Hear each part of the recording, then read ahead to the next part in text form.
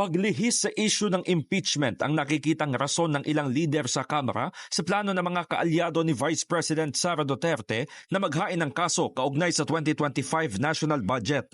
Nakatakda kasing kasuhan sina House Speaker Martin Romualdez, Majority Leader Manix Dalipe at dating pinuno ng Appropriations Committee na si Representative Elizalde Co na nag-ugat sa aligasyon ng budget insertions sa 2025 national budget.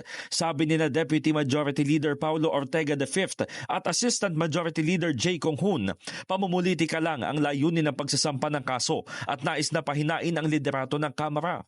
Walaan nilang basehan ng mga reklamo at isang kathang-isip dahil malinaw na diversionary tactic laban sa impeachment trial.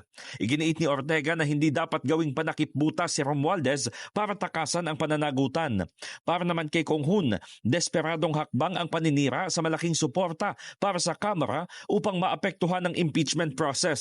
Dagdag pa ng mga kongresista, naging mahalagang instrumento ang Speaker para maitaguyod ang rule of law. Kahina-hinala raw ang timing ng ibinabatong issue laban kay Romualdez na sumulpot matapos na dalhin sa Senado ang impeachment laban kay Duterte.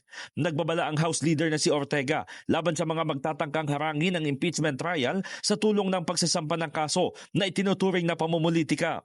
Nanawagan ng kongresista sa Senado na huwag magpadala sa political distractions, lalo transparency at accountability ang nais ng taong bayan at hindi nagpapalinlang sa diversionary tactics.